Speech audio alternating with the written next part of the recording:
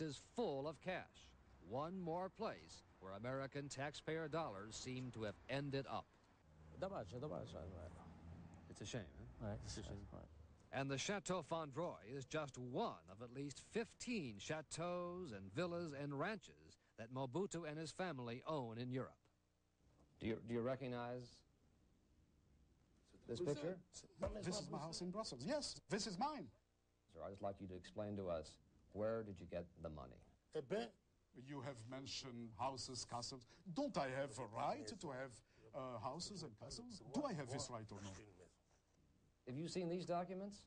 Transfers of money from the Bank of Zaire to you and your family members? Where did you get these documents from? The documents, based on the records of the Central Bank of Zaire, show some $150 million going to Mobutu and his family in just one 3-year period, all dismissed by Mobutu as just more propaganda. It's nearly every year. The opposition in Zaire comes out with such documents. But people say you are the president of Zaire and one of the world's great embezzlers at the same time. Listen, it's propaganda. Forget it. Castles in Spain, ranches in Portugal, a house in the south of France, a marble villa there. I did not steal this money, so what is your problem, you American journalist? It's not stealing, it all belongs to him. John Stockwell is a former CIA agent who was based in Zaire in the late 1960s. He's the chief. Everything in that country belongs to him. So he doesn't see himself as a thief, then? Not at all. No, not at all. And Mobutu is someone the CIA knows all about. It was the CIA which helped put him in power in the 1960s. At a time when Mobutu was head of the army, and Zaire was still known as the Belgian Congo.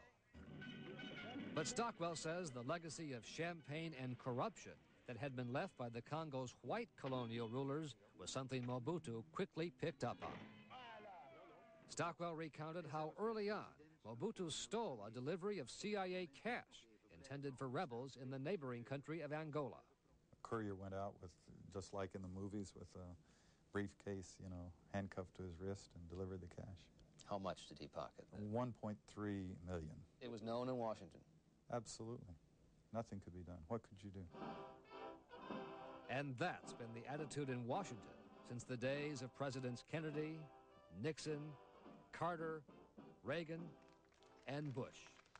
Reports from human rights groups, Congress, international bankers of thievery, repression, even murder were all ignored as Mobutu skillfully played his Cold War cards. For the 8 years of the Reagan administration, Chester Crocker, now a professor at Georgetown University, was the Assistant Secretary of State for Africa. And although he disputes findings that American taxpayer money was stolen, he says he was well aware of Mobutu's stealing. I could see the way he lived. Yeah.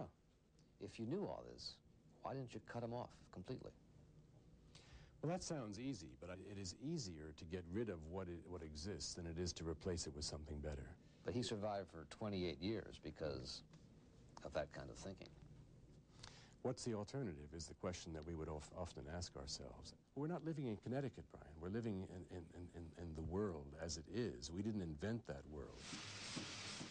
But in the last 2 years, the Mobutu printing press has finally been shut down as Congress, outraged by his stealing and his extravagances, cut off American aid. There has to be a limit.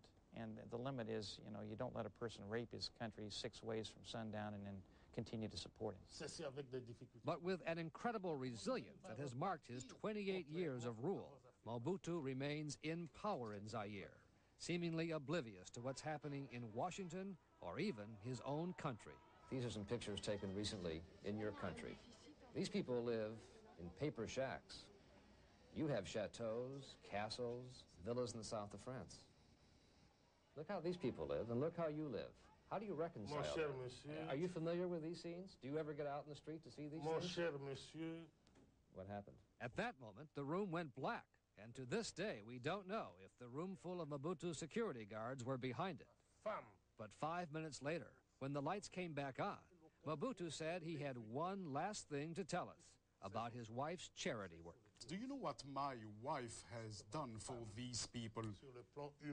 But if it's true that you have stolen tens of millions, hundreds of millions, maybe billions from your country, no amount of social work by your wife or anyone else seems to make up for that, does it?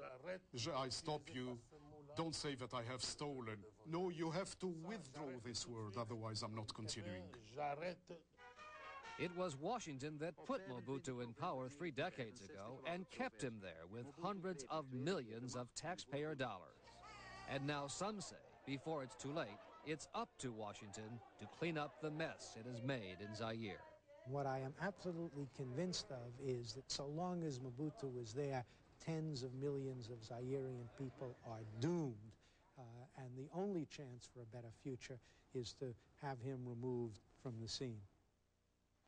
The inflation rate in Zaire is now estimated to be 8,500%. Mobutu himself rarely leaves his huge pink marble palace, protected by his own private militia.